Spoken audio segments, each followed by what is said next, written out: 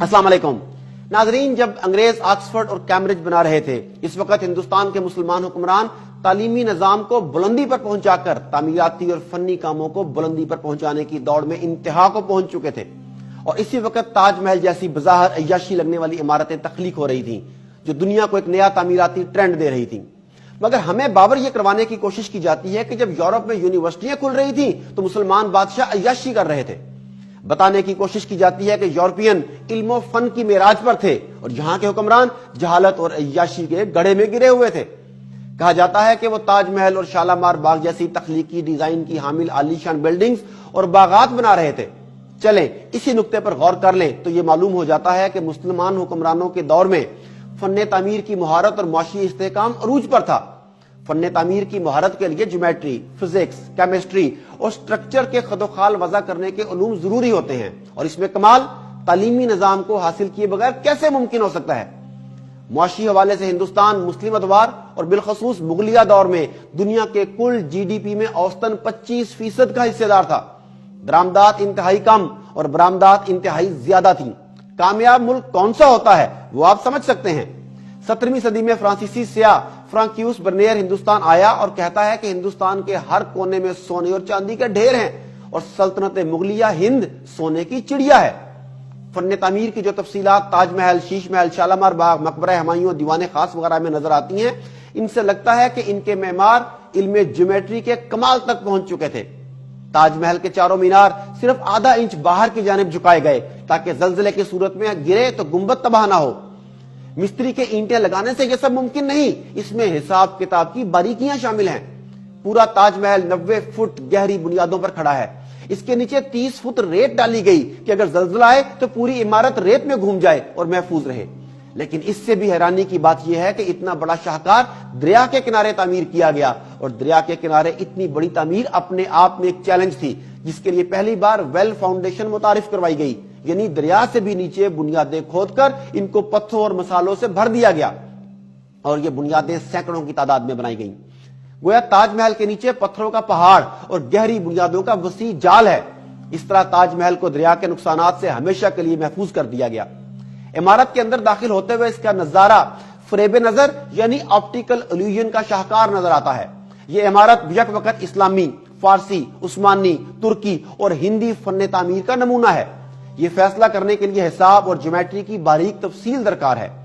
Professor ایبا coach جو university of وینیا میں ہوتے ہیں، انہوں نے حال ہی میں تاج محل کے اسلامی اعتبار سے روحانی پہلو ڈی کوڈ کیے ہیں، اور بھی مزید کئی راز مستقبل میں سامنے آ سکتے ہیں۔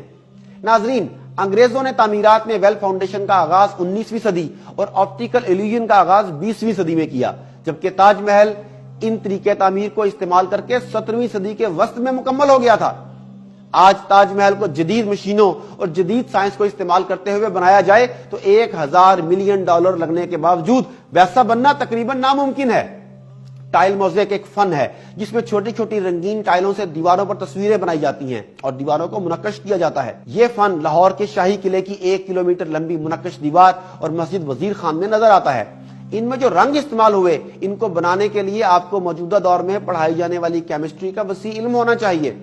یہی حال فریسکو پینٹنگ کا ہے، جس کے رنگ 400 سال گزرنے کے باوجود آج تک مدھم نہیں ہوئے۔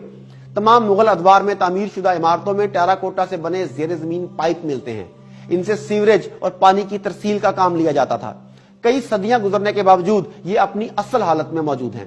مسلم فن تعمیر کا مکمل علم حاصل کرنے کی کوشش کی جائے اور موجودہ دور کے سائنسی پیمانوں پر ایک نصاب کی صورت تشکیل دی جائے تو صرف ایک فن تعمیر کو مکمل طور پر سیکھنے کے لیے پی ایچ ڈی کی کئی ڈگریاں درکار ہوں گی۔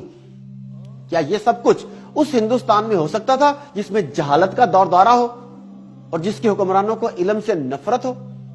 ناظرین، یہ مسلم نظام تعلیمی تھا جو سب کے لیے یکساں تھا، جہاں سے یک وقت عالم، صوفی، معیشت دان، طبیب، فلسفی، حکمران اور انجینئر نکلتے تھے۔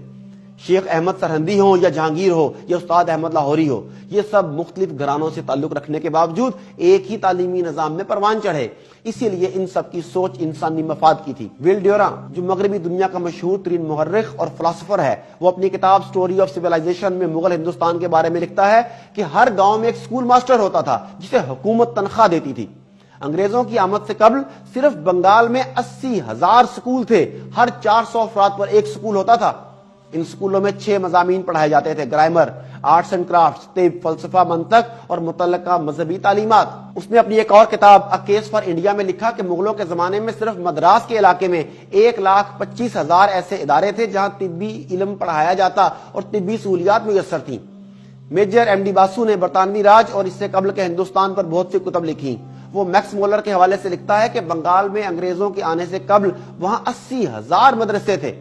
اورنگزیب عالمگیر کے زمانے میں ایک سیاح ہندوستان آیا جس کا نام الیگزینڈر ہیملٹن تھا۔ اس نے لکھا کہ صرف ٹھٹھا شہر میں علوم و فنون سکھانے کے 400 کالج تھے۔ میجر باسو نے تو یہاں تک لکھا کہ ہندوستان کے عام آدمی کی تعلیم یعنی فلسفہ، منطق اور سائنس کا علم انگلستان کے رئیسوں حتیٰ کہ بادشاہ اور ملکہ سے بھی زیادہ ہوتا تھا۔ جیمز گرانٹ کی رپورٹ یاد رکھے جانے کے قابل ہے۔ اس نے لکھا کہ تعلیمی اداروں کے نام جائیدادیں وقف کرنے کا رواج دنیا بھر میں سب سے پہلے مسلمانوں نے شروع کیا۔ 1857 میں جب انگریز ہندوستان پر مکمل قابض ہوئے تو اس وقت صرف روہیل کھنڈ کے چھوٹے سے ضلع میں 5,000 اساتذہ سرکاری خزانے سے تنخواہیں لیتے تھے۔ ناظرین، یاد رہے کہ مذکورہ تمام علاقے دہلی یا آگرہ جیسے بڑے بڑے شہروں سے دور مضافات میں واقع تھے۔ انگریز اور ہندو مورخین اس بات پر متفق ہیں کہ تعلیم کا عروج عالمگیر کے زمانے میں اپنی انتہا کو پہنچا۔ عالمگیر نے ہی پہلی دفعہ تمام مذاہب کے مقدس مذہبی مقامات کے ساتھ جائیدادیں وقف کی اور سرکار کی جانب سے وہاں کام کرنے والوں کے لیے وظیفے مقرر کیے۔ اس دور کے 3 ہندو مورخین سبحان رائے کھتری، بھیم سین اور ایشور داس بہت معروف ہیں۔ سبحان رائے کھتری نے خلاصہ التواریخ، بھیم سین نے نسخہ دلکشا اور ایشور داس نے فتوحات عالمگیری لکھی۔ یہ تینوں ہندو مصنفین متفق تھے کہ عالمگیر نے پہلی دفعہ ہندوستان میں طب کی تعلیم پر ایک مکمل نصاب بنوایا اور طب اکبر، مفرح القلوب، تعریف الامراض، مجربات اقربی اور طب نبی جیسی کتابیں ترتیب دے کر کالجوں میں لگوائیں تاکہ اعلیٰ سطح پر صحت کی تعلیم دی جا سکے۔ یہ تمام کتب اس وقت کے MBBS پیدا کر رہی تھی۔ اورنگزیب سے کئی 100 سال پہلے فیروز شاہ نے دلی میں اسپتال قائم کیا جسے دارالشفا کہا جاتا تھا۔ عالمگیر نے ہی کالجوں میں پڑھانے کے لیے نصابی کتب طب فیروز شاہی مرتب کروائی۔ اس کے دور میں صرف دلی میں 100 سے زیادہ ہسپتال تھے۔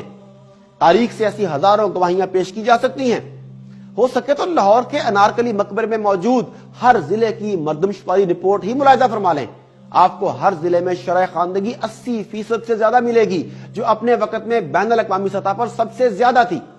لیکن انگریز جب یہ ملک چھوڑ کر گیا تو صرف 10% تھی۔